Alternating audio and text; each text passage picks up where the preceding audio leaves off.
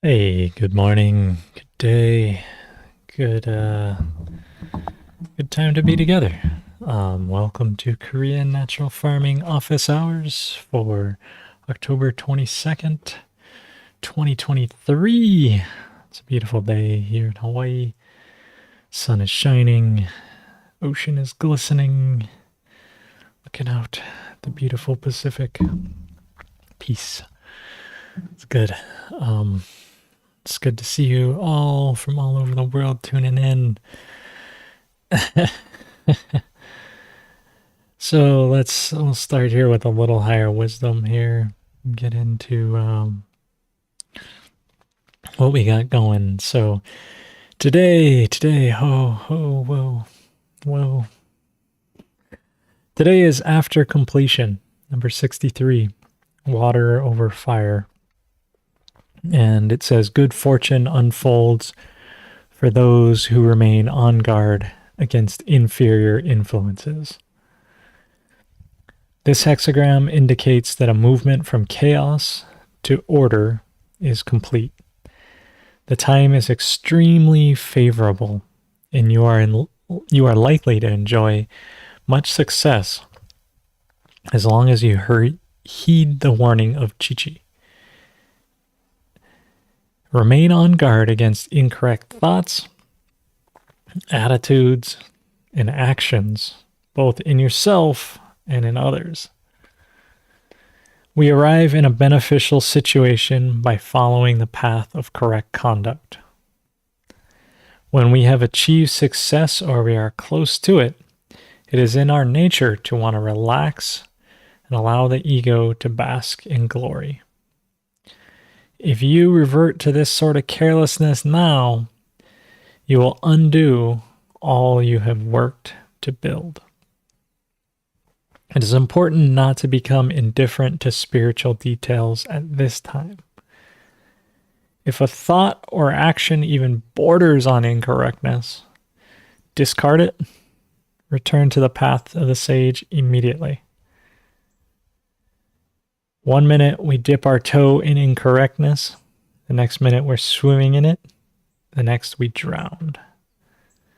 Therefore, it's wiser to simply keep our toes dry in the first place. You are also counseled to remain alert to inferior influences in others. You can only prevent misfortune by anticipating them in advance. And this is achieved through watchfulness. The image of Chi is that of a kettle of water boiling over a fire. The power is great here, but it is lost if one allows the water to boil over or evaporate through carelessness and indifference.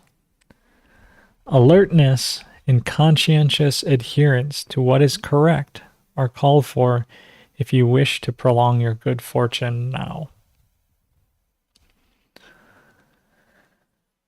Yeah, so what could be better? Chaos has returned to order. Good things are lining up, but we just gotta keep on the right path. And it's great to see you all here. It's great to be here another Sunday morning doing office hours. Last night I ended up just going to sleep early. I was going to go out to a friend's house. Long time friend invited me over for an Oktoberfest to grill some wieners and pretend like we're Germans doing Oktoberfest, I guess. And I was just so tired from long week here on the farm that I decided to rest up, and here I am feeling pretty darn good this morning. Up, feeling good to do this. So we got Kathleen coming in from South Carolina. Hopefully you met up with Ben, learned some good KNF. It's always good to have somebody that's been doing it, trained, spreading the word, getting people out there. Hopefully you guys were able to talk about the project with the horses. Really think there's a huge potential there. of getting the equines into the natural farming, those things. And last week, plenty super chats this week already. I started to tune in before I even got here this morning. Marty Raspberry already had dropped $20 super chat. So the generosity today, continuing, it's good. It empowers me to stay focused, stay doing this, stay enthusiastic. Seeing everybody tune in, it's good stuff. Before we get into Marty's question, we'll just, Cecily up in the UK, and that must have been a long flight from Australia, Western Australia, all the way to the UK. Maybe you went around the, I don't know, the flat Earth shortcut, if there is one. I'm pretty sure that's just a far flight, no matter how you get there. We got Andrew coming in from Poland. Cheryl from Idaho. What's up, Cheryl? Thanks for the super chat. Amazing. You're so generous. I really appreciate it. And Solar Gourmet from Germany. What's up? We just had some German folks staying here at the Airbnb. It was this guy. He used to be a runner, but then his knees kind of blew out, so he started bike riding. And he wanted to ride his bike from, I think, the ocean all the way to the top of Mauna Loa, or excuse me, Mauna Kea. The mountain I'm on, Mauna Kea. And he, it's 4,000 meters or 14,000 feet, basically 14,000 feet, somewhere in there. And I'm not sure he made it or not. I gotta check in with him. I think he checks out today. So, but Germans around the world doing amazing things. And George in the house, what's up? Good to see from you, man. Hope things are going good in Latvia. Seems like things are upbeat there. And thank you, Bird, coming from just over the river here, getting in. So, get woke ain't no joke. Hey, yo, what's up, Robert Charles? He's waking up, I think. Oh, the wokeness of natural farming. Understanding these solutions, seeing them, opening your eyes to the solutions they offer and the peace it brings and all that good stuff. So it's cool. So Marty was asking me, sending good vibes this beautiful fall day. What are my fall and winter plans, personal and the channel? So fall and winter plans, it's a little bit different here in Hawaii because we don't necessarily, the seasons change, the days are getting shorter for sure. It's actually, it's incredible how short the day gets, where it's like, it's dark at like 6 o'clock now instead of 7:30.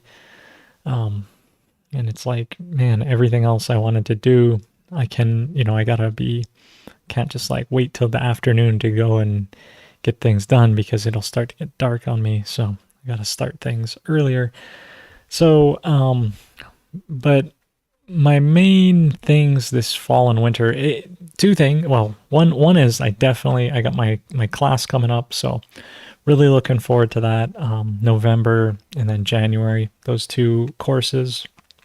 If you're interested in taking them, Canna Farm, been getting a lot of last minute signups, which is good. I can consider it last minute because I started putting it out like 6 months ago or whatever. And I'm always like, I wonder if people are going to sign up, but they always do at the last minute. And it's like, so it's great. Getting that together. Also, some of my good friends, they're actually moving out from Hawaii. They're gonna head back to America. I think go to Utah or North Carolina. They're trying to figure out where they're gonna go here, and they may be getting evicted from their place early. Not evicted, but the house is selling, so they got to move out. So I think they may be staying with us a bit. So have some good friends on the farm, which will be nice to do some projects with them. They took my natural farming class actually 2020. Just and in so they've been doing some natural farming. He grows kava across the street, so it's a good thing. And then my also, besides the class, besides friends here, I've been working on a huge infrastructure project here, trying to get carbon neutral. Yeah, right. By, putting in a hydroelectric system, which has been just a huge, huge, huge, huge project.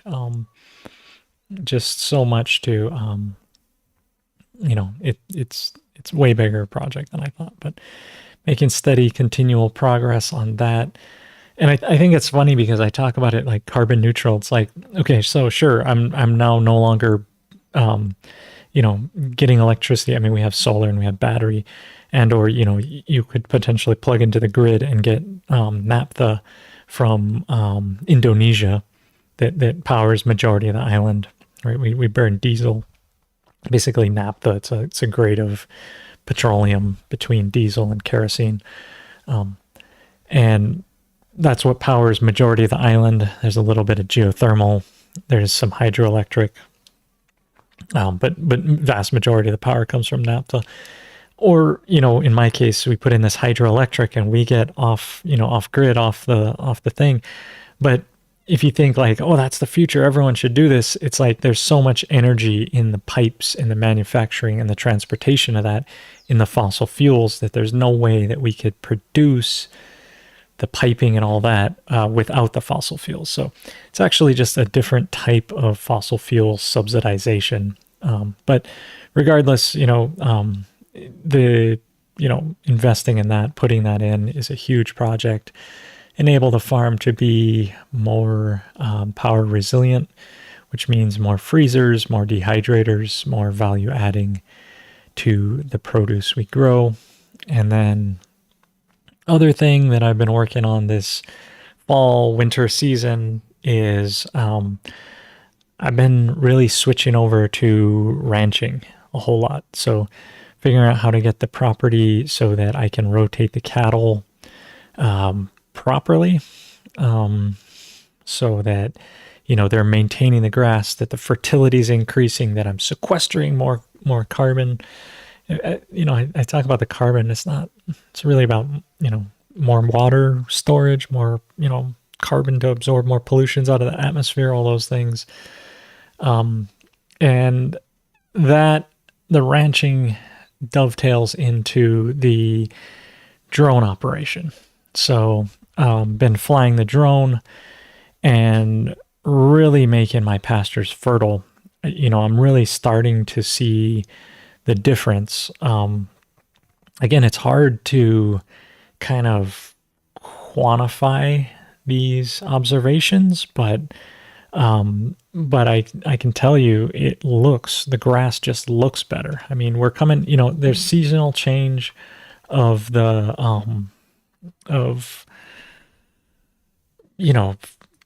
the grass, the timing of the grass is different. How it's going, what it's doing. But it's starting to just look better. And here I'll transition over to this side. Maybe we can do this one. Yeah, it'll show.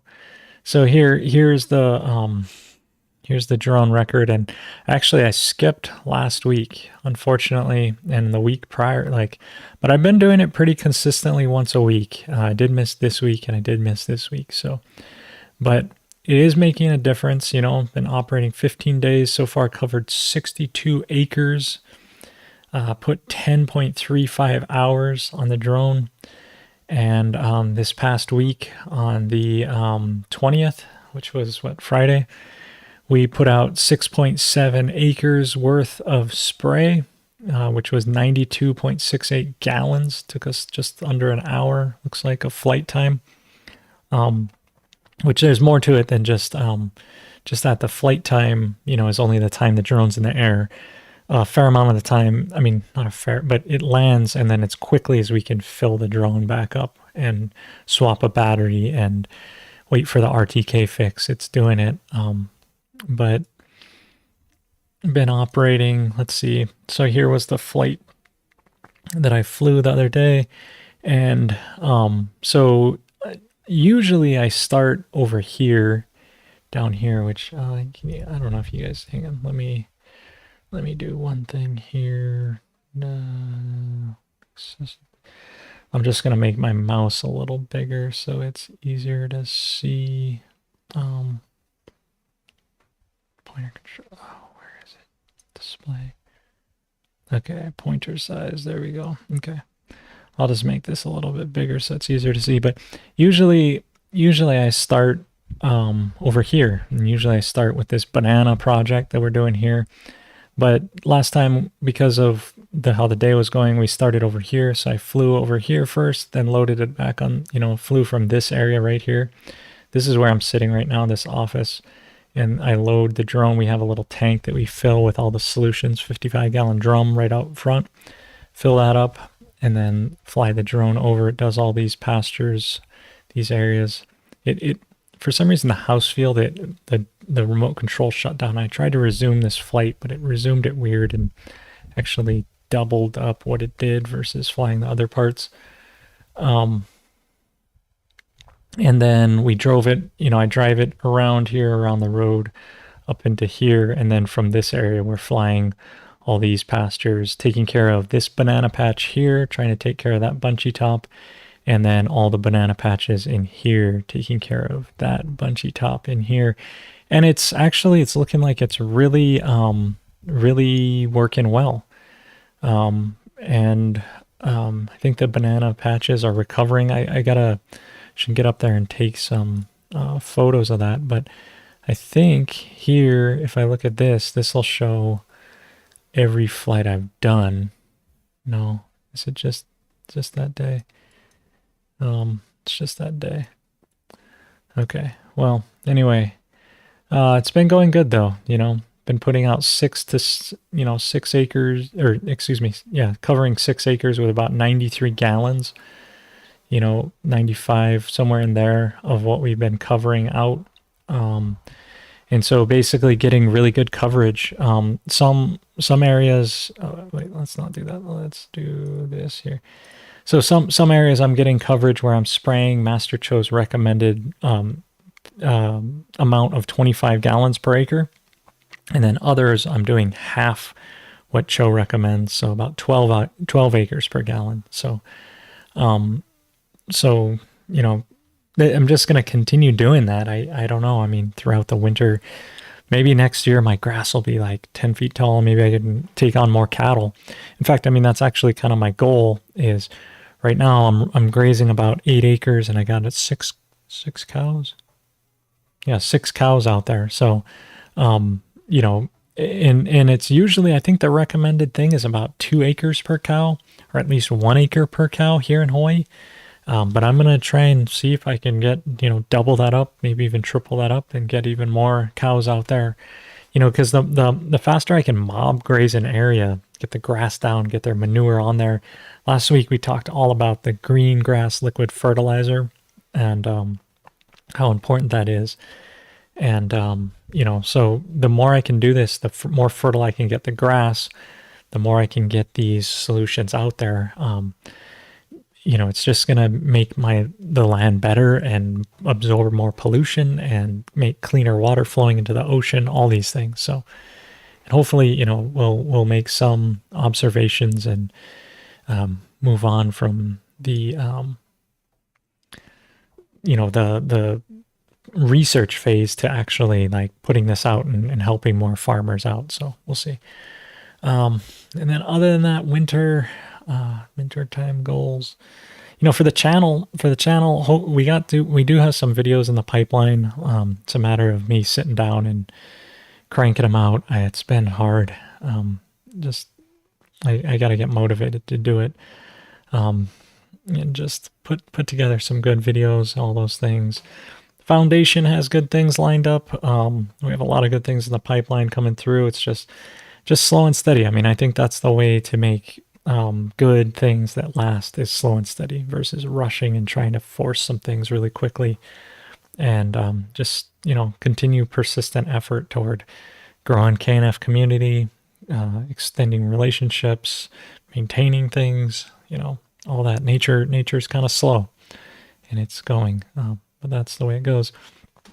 We got Northern Garden Guy in the house. What's up? Man, I've been watching your YouTubes and seeing what you've been doing. It's pretty cool. Love how you're integrating all those things. Appreciate a good YouTube channel. Someone who's putting back into the community. Vance from Mitiwanga, Ohio. What's up? We got Hawkeye, yo, Taos. Some wood burls. Some burly wood burls. Oh, I need to work out more. In fact, yeah, that's what I should be doing. Should be working out. So it's like one of those before and after pictures. Here I am before winter. See where I am after. Did I actually work out or not? I can tell you, sometimes you got to be strong to be on a farm. If you're weak, you just can't do things. I've been, but I also have big brain, right? So instead of using big brawn, I've been using like winches and mechanical advantage, and having a big brain helps too. Mitchell, what's up? I'm glad you're here live. And diving in on John Levi's page. Yeah, man, what a mind trip that is. John Levi, he always drops a video on Sunday. Comes out for me like Sunday late night.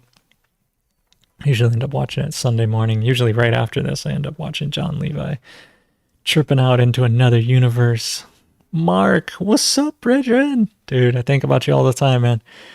I'm always so thankful for you and your influence here, and just, the Gandalf and all those good things. Stonemason in the house. Yeah, it's great to have Indiana here. Midwest, yo. Jonathan Mitchell, what's up? So I will get up to do a few more photos up on the bunchy top and see and fly the drone over. I was meaning to do it weekly, and then I accidentally crashed the drone into the trees and ended up not, having some technical flight issues because it doesn't have RTK on it, so it doesn't fly. It can be off by like 20 feet from where it thinks it is. So if you're flying it autonomously, low altitude, it's real dangerous. It crashed twice, so fix that up, get that thing on a higher altitude, spin around, because that's really the research I'm supposed to be doing for the foundation, but I've been dropping the ball. And Kathleen here saying, we teach many classes at the horse farm. Can't wait to introduce the children and adults to KNF. Ben is open to teaching classes when he returns from Arizona. We had a great meeting last Sunday. Cool. Yeah, turning an IMO pile there and getting people to get into that, it's kind of, I don't always recommend that you dive into IMO first when you're teaching because it's pretty complex. But I know that the IMOs will be good for those horses, especially for their hoof health, just everything around there. So, Greg, Judy, Regenerative Rancher is a great source for your livestock management needs. Yeah. I haven't looked into Greg, Judy. The drone path is called Greta. My drone's name is Greta Thunberg, because I was like, how dare you? No, it's just like, I thought, if there's anything Greta needs to know about KNF and natural farming, because it's just like, it's where it's at, it's the climate change solution. Let me see here. I'm looking up something on here where I'm looking up, I had a video, cattle. Let me see. Oh yeah, here. So on my YouTube here, transition this over. So on my YouTube, there is a video here It's called intensive rotational cattle grazing. And here is the video. So this guy, this was a cattleman, but he was talking about basically grass management. And a long time ago, I took this course on rotational grazing. And he was talking about, basically, if you leave the cattle in there too long, they'll bite down too much of your grass, which will then make the roots slough. And so you got to balance out these things. And let's see here. So I don't think I got too much of his class, but I did get his field explanation, it looks like, where we went out into the field and we were looking at these different ranchers' operations, where we're looking at the different grass, the management. But my main takeaway was that, from this, which, so I'll link this, I'll drop this in our chat here. So it'll link you to that video. But this guy, the basic idea that I learned from him, the main takeaway I got was that basically in the rotational grazing is that, you think of your grass in thirds. You want the cattle to graze the top third, leave the bottom 2/3, and then move the cattle to the next paddock so that they don't come back until that grass has regrown into its full thing. And then they graze the top third, and then you move them into the, the next paddock. You don't ever want them to come and take off the next, eat it down 2/3 or eat it down wholly to the ground. That'll ruin your grass, but you always want them to eat the top third. And so you got to figure out how many cattle for how big of an area, to how fast your grass is growing, to how many paddocks you have, and all this math calculation of understanding, he called them cattle units or something, or cow units or something. So you measure how many cow units, how fast do the cows eat it, and then you move them. And that's basically what I've been doing as I've been switching over to ranching here. And managing that, but I'll look up Greg Judy here. Let's put him in here. Greg Judy. Green Pastures Farm, looks like that's his thing here. Let's see. I'm gonna pull this up over here. So Green Pastures Farm, Greg and Jan Judy. Nice cow. Look at that. Look at that beautiful cow and all his cows here. So look at him and his wife. See, that's what I'm looking forward to. Just having our farm be where the cows will do most of the work. Because other farming, man, I got to do most of the work, and I'm just not that into it. It's like I've done it for a while, and it's like, man, got to find out what works. And these guys doing farm tours and these things, that's really what I should be up to. You can even sell semen. What a great guy. I would like the Greg Judy semen. Yeah. And he has an Airbnb, so he's already doing, he's living the dream. He knows what's up. Let's see. Let's check out his Airbnb. Why not? See, what does he do for Airbnb? Oh, you can stay at this place. Yeah. Look at that. You got a little cooler full of cow semen. No, what's in there? I don't know. Look at that. You could do better on your lighting, buddy. But look at that little shack. Nice thing on there, and that nice fire pit. You can, maybe roast some cattle, beef out here. I don't know. Looks like you're kind of staying in his backyard. Why not? Want to play some games or read a book? Just sit down on our lovely covered porch and relax. You might even be lucky to see a deer or two. And yeah, well, that's cool. So he's already living the dream. He knows what's up. So yeah,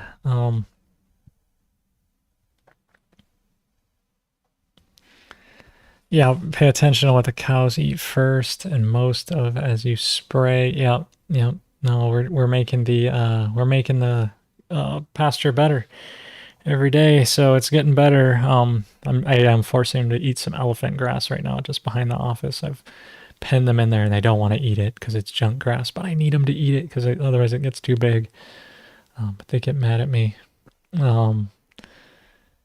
Yeah, Mark's doing push-ups between smoke sessions. So he must be doing a lot of push-ups, eh, Mark? Oh, I just had to leave it. That's good, man. Yeah. No, farm time, man. Whenever you want to come out, man, let me know. Always got a place for you. Even if you're camping out in here, man, it'll be good. So,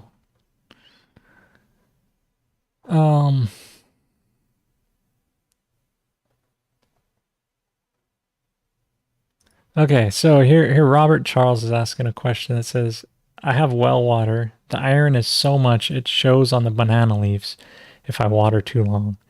Other than a $12,000 quote system, help me think of a better way to mitigate this issue, please.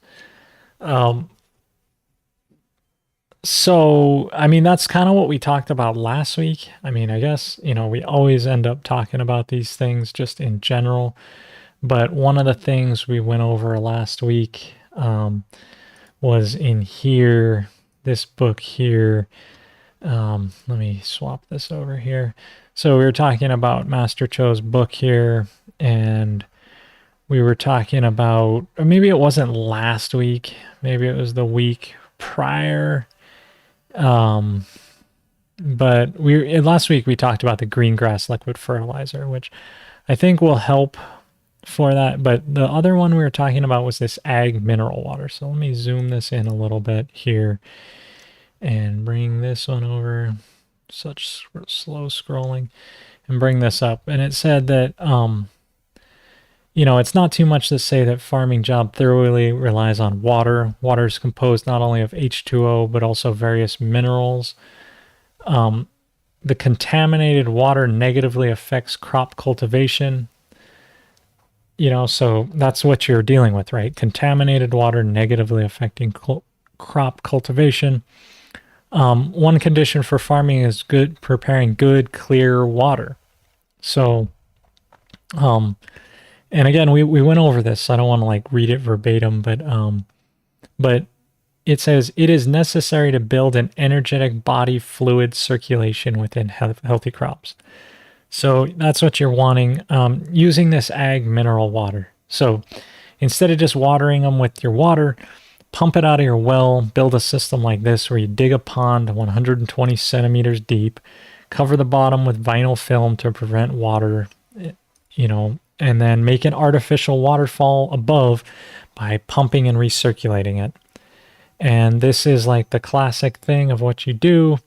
I think I'm going to open this to see if this thing pops up. Let's see here. Recents. No. Let's see. I knew I had the other one up, but so anyway, what you want to look up is on the channel. This is searching just my channel is BMW. So if you search down below and you look up the BMW, here's the one in Korea. I know I'm looking at it from my studio side, so this isn't what you guys see, but here, going to watch the BMW. So this is one where he made it in a barrel instead. So the basic design of this, here, let's see here if we just play from here. So there you go. Let me skip back just a sec. So here you go. So basically they did the same thing. Instead of digging a pit, they have a tank. It's full of water, and you could have this so your well water would come into a tank where then a circulating pump pumps the water up. It comes down, it falls. This bucket contains rocks and IMOs in there. I think actually that's just a splash shield, but it hits these rocks and things in there and just goes around here. So that would deal with your iron because the microbes would hopefully break it down a little bit, and getting and I don't think this is a $12,000 system. Depends how expensive this tank is.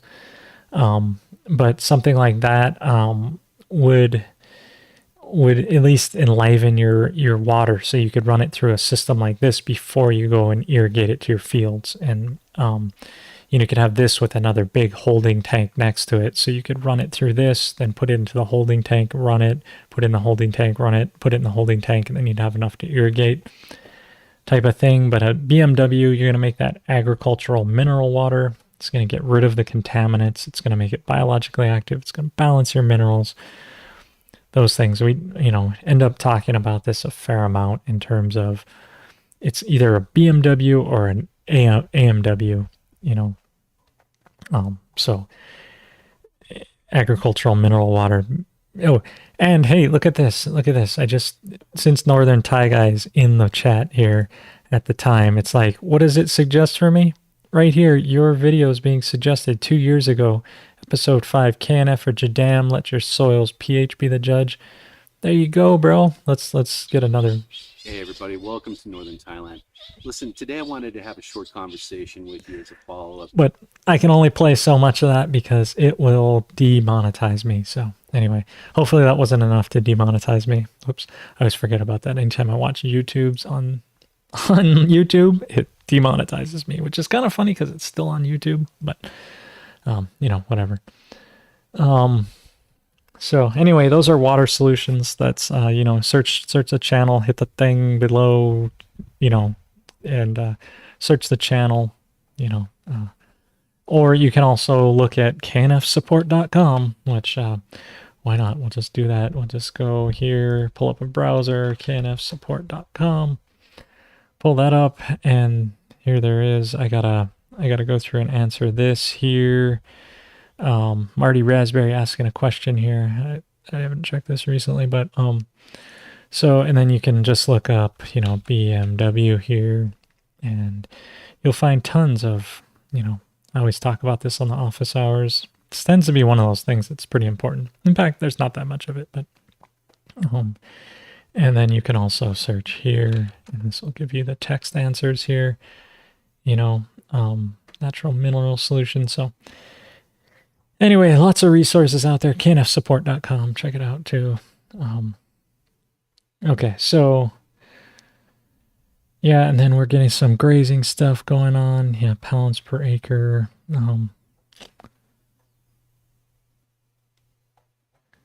Surprised I haven't heard about Greg Judy. Man, I live under a rock. I live on an island. I probably have heard of him. I just, I haven't seen his page advertising his semen. I start using my urine on my compost last winter to defrost it. I then learned the pH shifts and the pathogens die if I leave it bottled for a couple weeks minimum. So I bottled 6 times 4 liter bottles. Yeah, there's lots of stuff on the urine. I don't use it a lot because I don't need to, but now I took some from my boot tread and added it to the stinky bottle of pee, and it started to eat the bad stuff, and the pee has no smell. Okay, so after the nitrogen off gas, you can also add a little lactobacillus to that, create fermented urine. I have created a compost that is tuned to eat my body's biology, and when I add it to the pee, it was like dropping it into a lake of heaven. Makes sense. In Master Cho's older books, he does advertise using Humanure, and let's see if I can find that here. Humanure, number 2 or number 1, both those are good. And then there's all these books on it, you can look up, what is it? I don't know. My mother-in-law is really into this. And Your Body's Perfect Medicine, I think, is one of them. And they just talk about, you got a problem, drink your piss. It's like, it seems like everyone that has a problem or a solution thinks that their solution is the answer to everything. Similar, like I think KNF is solution to most things, although I got my own set of problems that it's not necessarily solving. Let me see.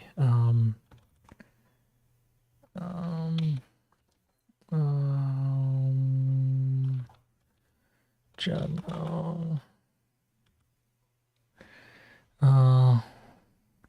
Yeah, here, let's pull up this book here. So, how's that? I pull it up and it's already set on the human excrement liquid fertilizer. So, wow. So that means that's the last time I opened this book. That's must have been what we were looking at. But here again, right before the BMW in this one, where he's talking about the BMW, similar agricultural mineral water, he talks about the human waste. I think this one he's talking about taking, dumps, number 2 in there. You gotta watch out if you're taking any weird hormonal things but human excrements produce excellent fruits. But Master Cho did talk about it, dig a pit in the ground or use a bucket or whatever. Put your poop in the pit, add half water of the weight of the excrements. So if you have 600 pounds of poop, you'd add 300 kilos of water, which I'm not sure how you're going to poop 600 kilos. Maybe you're going to do it over time. I'm not sure. And that should only fill 1/3 of your pit up. Then add 60 kilos of fermentation starter. And he's using yeast cultivated on rice bran as his starter. So you may want to consider putting yeast in your urine things or lactobacillus in those bottles. 4 to 5 days fermentation will be complete. And use a stick to stir it. Unless you're really a wild man, then use your hand. Don't use your hand. Trust me, don't. And don't put that stick anywhere, throw that stick away after you're done with it.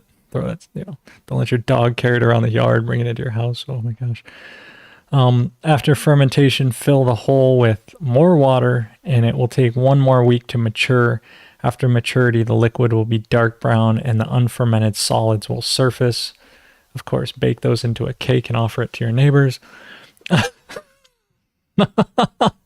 No, I'm giving bad advice today. Don't listen to that. And then dilute it 30 to 50 times. So he's diluting it a fair amount. If you go back over this slowly and calculate all this out, so just whenever you're using, these things, and they're better if you combine it with IMO or FAA. And apparently the poop has lots of phosphoric acid. So if you're looking for that, your changeover period, it'll be really good during that time. Use it accordingly. It also has minerals and salts that are good for crops. Mr. Yang, also known as Mr. Poopy, showing his HLF device. It's like this is where Mr. Yang goes number 2 all the time.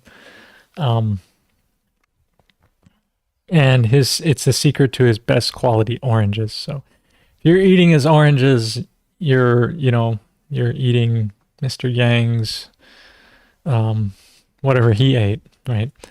So anyway, Master Cho does talk about that directly, that HLF, human excrement liquid fertilizer. Human liquid fertilizer. So anyway, what's up, eyewitness? Yo. So I hope that gives you a little bit more info on just how to do those things. I'm interested in hearing how you're doing it. All those things are great nutrients. DNA, RNA, all that being recycled, hormones, enzymes, all these things that your body kind of gets rid of, you can recycle. Key is to add fermentation to the whole thing and get that together. So, and Cecily is saying in Western Australia, they have an iron-eating bacteria that eats our gaseous iron from our bore. And we use settling pans and air spraying to help things along. Same idea. So yeah, so she's getting iron that's coming up, and if she's aerating it, so her well is full of iron-rich water, but then if she aerates it and puts it in a settling pond, then it'll gas off. So I guess I was correct by saying put it in in the BMW. It's a kind of similar type of thing. And in the short term, would something like Chitosan work to negate the iron issue with the water? I'm not sure about that. Let's go look up where Master Cho was talking about the Chitosan. Where was he talking about Chitosan? Yeast. And also here's,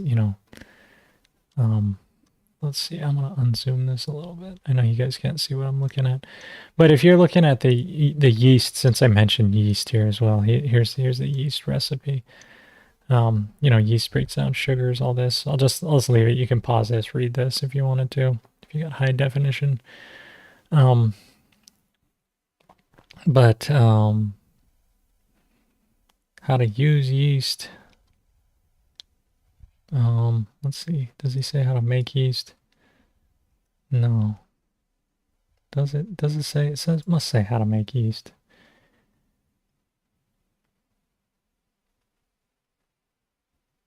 Oh, right here. Right here's the recipe.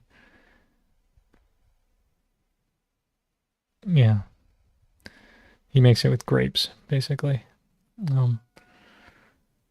So anyway, I'm trying to find the chitosan, phosphoric acid. I know he talks about chitosan right here, chitosan. So chitosan, the materials, how to make chitosan, and then it must come down over here.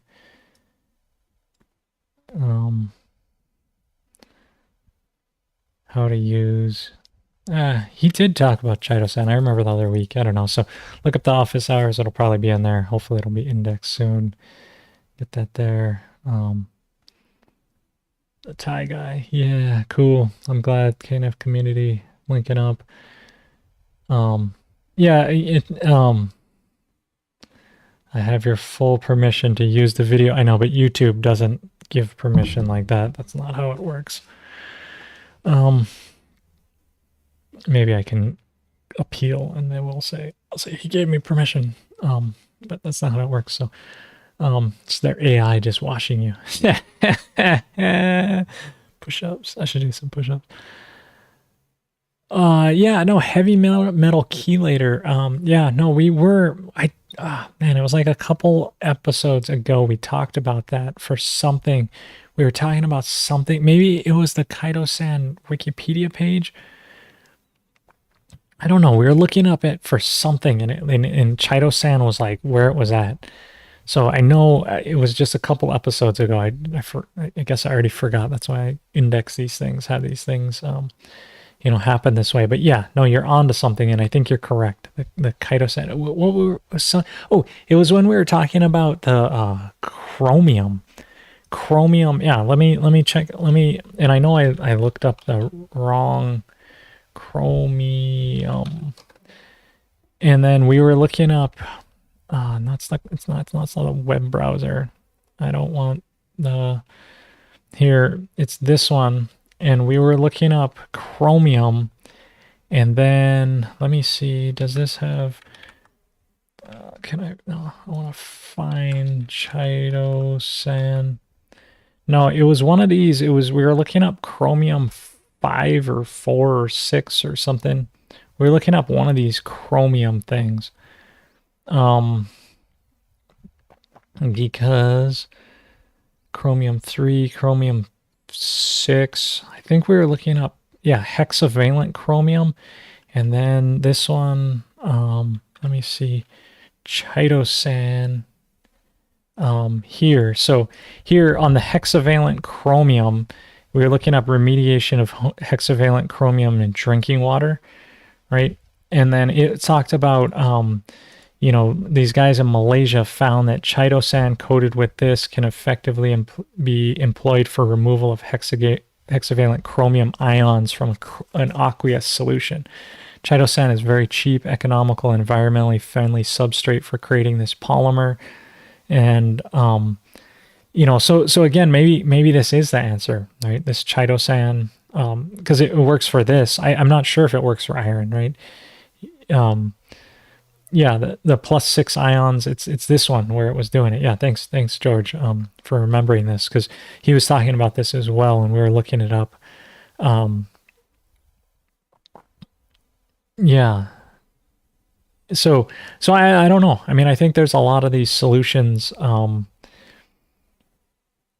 Yeah, the Aaron Brockovich, right? This is Aaron Brockovich, and we were trying to get when this episode came, when we were talking about this, I was like trying to get Aaron Brockovich to become a natural farmer, and asked if anyone had connection to her, and we could talk to her about this. But yeah, so this is where I saw Chitosan, cleaning up heavy metals of some sort, right? Um, and you say it does so much. I don't know that much about Chitosan, even though I went to Korea specifically to learn about um, uh, gelatinase and chitinase, right? These two things, that these enzymes that they were brewing, but its effects. The guy, we were there with Kil-Young Kim, and it was just like, this stuff works, it's amazing, and but he never really got into the science, even though he was like a professor. Um, but that could be cool. So I'm thinking, the stick tech, the poop stick. Oh, Cheryl. Um, yeah. So I don't know. I mean, I think there's huge potential. So thanks Richard for bringing that up. Made you wonder stink free. Yeah, yeah. So let's see. Why isn't this thing not scrolling anymore? Okay, there. You can scroll with this a little bit. Um, yeah. What's up, Braden? Moved to Michigan and the farming is great. Cool. Um, yeah, that's the system in Masterly's shed. He does have one of those BMWs in there, Robert, for sure. I'm just reading back on the chat here a little bit. Time is different from California. Okay, if you're on the yep, okay. Um, okay. Um, so yeah, I mean, just, anytime you're using human waste, make sure you ferment it. Make sure you do these things. Fermented, the microbes can break down these toxins, and sterilize, or sanitize is a better way of saying the waste. Um, okay, so we're getting through that. Um, on banana trees, once the older leaves have yellowed and completely, should I clip them off? Just seems like once they're yellow completely, it doesn't matter what I do, but they'll brown. Wondering. Um, some people do trim their bananas and keep them nice and trimmed. It helps with the airflow to come through. The reason your banana leaves are yellowing more often, I mean, not to say, 'cause it's just natural and it happens, but also if you add more potassium to your bananas, you will have less of the yellowing. Because typically what the banana does is it will take the potassium from this, move it out, especially when you're having fruit form and then the leaves start dying off early. It's moving the potassium. So if you amend with more potassium to the bananas, you can avoid the yellowing on the bananas a little bit more. And you can also take those banana leaves that you've taken off, and then burn them, and then mix the ash with water, and then put that water back out on your bananas to get that the rest of that ash, make more potassium ash, and put it back to your bananas. So if you are farming bananas, and you trim the leaves, you can burn them, collect the ash, and then make an ash water solution. I don't think vinegar is necessary for that. I'm pretty sure it's not. Just water and ash will work just well. And take that water, there'll be potassium, potassium, and put that back on there. So, anyway, bananas always good. So Yeah, so letting them, yeah, I'd let them brown out. Your banana, instead of clipping them when they're yellow, I'd let them brown out completely because then the nutrients have moved to the other place. Then that way you can light them on fire easier. I think I got to sneeze.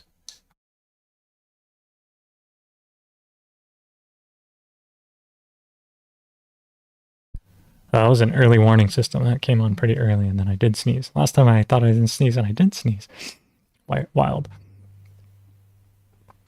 Um,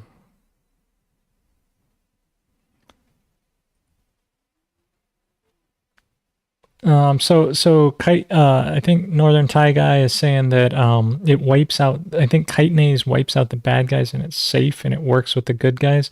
I'm pretty sure. I think chitinase also breaks down fungal walls because there's chitin in fungal. So I'm not entirely sure it's completely benign to the good fungus. So do gotta watch out a little bit if you again, you overdo anything, and it's wild. I feel like I had to sneeze again, but I don't think so. Wild.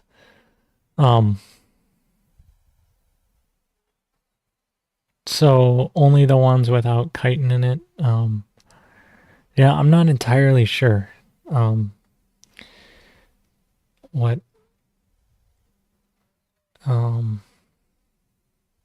Okay, so hang on. I got a couple more questions here. Let's see here. Yeah, I'm not sure on the chitinase and all that. Like, I don't know. I don't know. I haven't done enough experimentation with it. I have like concentrated chitinase and gelatinase, like enzyme that I can just boil with water and not boil, but like cook with hot water and make it. And I just never did. I was never into that technology. I just thought that the natural farming thing, and then maybe get some crab shells, shrimp shells, insect frass, and just make chitinase that way. I always thought that was better than brewing these other hot microbes. I don't know. I just didn't get that into that tech. I always thought, the KNF one was a little bit better. Plus the other one, you always have to buy the inoculum from this one guy instead of just collecting it. But there are ways to collect IMOs to get more chitin in there. I've talked about it a whole bunch on the office hours and all these things. So if you look up chitin on KNF support, I'm pretty sure. Let's just try that and let's see what happens if I type in chitin, nothing. Chitinase, nothing. So maybe it was just spelled wrong. I'm not sure, but I'm certain I've talked about it. So maybe it just wasn't indexed. Not everything's indexed here or properly, but I'm certain I've talked about it. So you will have to find it another way. So you can make a cup of tea with your remediated water and tastes reasonably good. You're probably going in the right direction. Nature amazes me, but I'm not a scientist, really an economist. Yeah. I mean, actually, economist, if I don't know if anyone else here is into, let's see here, I almost bring this up, but etymology of eco, let's say define eco, and let's see. So, but let's see, how do I, oh, maybe I gotta put a colon here. I know it works with the Google. Okay, yeah, if I put a colon there, and then can we see the etymology? Come on. Wordnik. Let's see. We'll just pull up Merriam-Webster, which, they always change the definition of words these days. But here's the etymology. German from Oko, eco. Oh, shoot.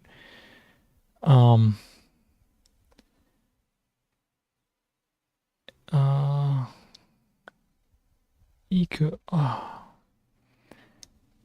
It's the number eco. Oh, shoot. Why is it looking up ecology? I wanted to just look up. Anyway, shoot, what was I trying to do? Anyway, I was trying to look up the etymology of these things, but Oko, it doesn't even tell me what the meaning is. First known since one. Anyway, I just economy. It's like the earth in the house. Ecology is the study of a house, and economy is like the numbers of a house. Like eco means house. I'm pretty sure if you look back at the etymology. Anyway, you can't even use the dictionary anymore. They've completely, they don't want you to like know things, and have taken those things away. It's like, come on. I really wanted just these, that's why I have a dictionary from an old dictionary. It's like you can look that stuff up still where they haven't edited it, the Mandela effect, whatever. That's even worse is the web effect where they just change the web and you're like, what? That's not what this was. But anyway, okay. Economist. I always think that economy is number one. Ecology, those two. Ecology, economy. Those are the two things you got to be. So anyway, I'm not sure where I was going with that. Besides, I wanted to. My cake had some corn in Utah. Not sure what that means. So let's see. How many gallons do you spray with my drone on all of the farm, and how long does that take, including the fermentation of the liquid? Indigenous microbes. So again, I did show this here. I'll just bring it up one more time because why not? I have it here. So of the whole farm, I can show you we're spraying 92 acres, 92 gallons, or excuse me, 92 gallons on 6.7 acres.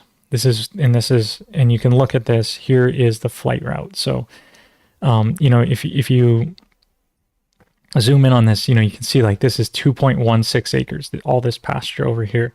This pasture here is 1 acre up here, and so it's just making these passes. And over here, it's spraying 12 gallons per acre. So usually the drone has to come and, it takes 2.1 times a landing here to do this. And then over here, I'm spraying 25 gallons per acre, which is, it's not a pasture. It's where the bananas are. And that's 1.15 acres. And this is 1.5 acres here. So you can kind of see, you can add all those up. It's 6.7 acres total. And I'm spraying out 92 gallons. And it takes about an hour of flight time. And I have to land and refill the drone about 17 times to do that. So that's what it just keeps all this data for me of the way it's going. And then how long does it take prep time to get all that together? Some of the things we're just filling them right away. We're just filling a 55 gallon drum and then adding the solutions to it and giving it a stir and then using it. And we're not letting it like mix and ferment. And other times I will, the day before, start a liquid IMO in my mini BMW machine, and I will create that. And so that takes about an hour, or I run it for about 6 hours of stirring, and then I let it sit for another 12 hours. So I oxygenate it for 6 hours, and then I let it sit for 12 hours, and then that is added to the tank along with the other solutions just before we spray. So if you factor all that in, I mean, in terms of time it probably takes me about 20 minutes to set up the brewer and get that going. Probably takes me about 5 minutes to fill a tank with water and mix those solutions in. Although my wife's been doing it. She's the mix master while I get the drone set up and all that other things. So we work together, and she's the refills the drone each time it lands, and I deal with the battery, swapping the batteries in and out, so how long does it, but that's how long it takes, about an hour flight time. You could probably double that for ground time, although I don't think it's quite that much. Usually we start at about, I would say we start at about 1 o'clock, 2 o'clock, and we finish at about 4:35. I don't know. It takes a while. It takes a while because there's also cleanup for the drone. We got to clean that thing up. Got to set it up. Got to make sure all the things are, it's overhead. It's a machine. You can't just there's a fair amount of overhead. So, okay. And then a northern Thai guy apparently did a video on chitin. Let's see. Let's see if we can go to YouTube and find that. Let's see, the Northern Thai guy here. We can, so I just clicked. Here, I'll show you what I did. I was at his video. I just clicked on his thing here. That's how you go to channels, and then we can look up his videos, or we can go here and we can search, and we can see chitin. And see, here you go. He's talking about chitin here and pre and post compost tea treatment. So this looks quite interesting. I'm not sure I watched that one. But always cool to see these things and find, another channel out here. So give him a subscribe, and he looks like he, could use it 1,000. We see if we can double that up, get him 2,000 here, as if I have that many subscribers. But, he's doing good things up in northern Thailand. And so... yeah, and Cecily, awesome. One of the front runners since the 60s doing this. And the drone I'm using is if you go to DJI Ag, let's just see DJI Ag. I'm just gonna see. Oh, they're losing money. No, it's the Dow Jones Industrial. It's losing money. DJI is making money. But ag.dji.com is the one. Let's see their products. We are using an Agris T40 right here. So this is the one. It looks like that. It's huge. It can carry 50 kilos spreading and 40 kilos spraying payload. Folds out like that. This thing is a radar. It has binocular vision, so it doesn't run into things. Has little spotlights, so you can run it at night. Has double thing. It flies just like that. It's crazy. I mean, it's cool. It really works well. Has this spraying system where it does it magnetic, so it doesn't actually, and then these discs spread it out, and it can spread 12 liters a minute. Magnetic drive impeller, dual atomized sprinkler, and all these sensors to keep it from fast. I don't want to subscribe. I already own one of these. And the spreader spreads the material. It weighs the thing and does it in real direction. And it's actually really good. It hasn't run into anything so far. It'll map things and know, and it does really well. And it does this mapping feature too, where it can actually build a map. I haven't been able to get it to work because I got a tree that's too tall, and it only flies at 90 feet, but has this nice controller, and you can map things in real time. And then it'll do your field autonomously, just like this, with its 8-core processor. But yeah, that's, it's as if I'm a DJI salesman here. I'm not, if you are, maybe mention me, so maybe I get some discounts next time. But batteries, you swap them in and out, cools them. I have this generator as well to charge it in the field, so I'll just run off that. Mine has less Chinese writing on it, but swap the batteries in and out. It'll do the thing. Smart, But anyway, that's what we have. We have a Agris T40. It was it was worth it. It was cool. It's well worth it.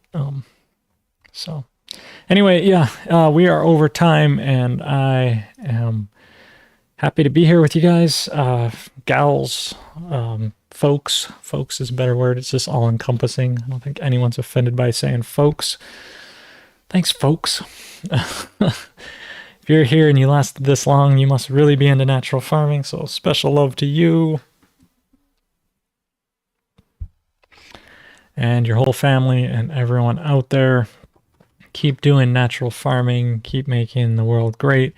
Thank you to the Pure KNF Foundation making this possible. Thanks to Master Cho for everything. I don't know where I'd be without him. I always say that because I really don't know. Probably still be here, but probably way dumber. Or slept AF. So yeah, thanks. What's up, Linda? Thank you. Thanks, Eyewitness. Love you, man. Hope Florida's doing well. Hope yeah, thanks, Andrew. Thanks, everybody. If you're interested in the class, again, canffarm.com. Come in. Chris, what's up from SoCal? Yo.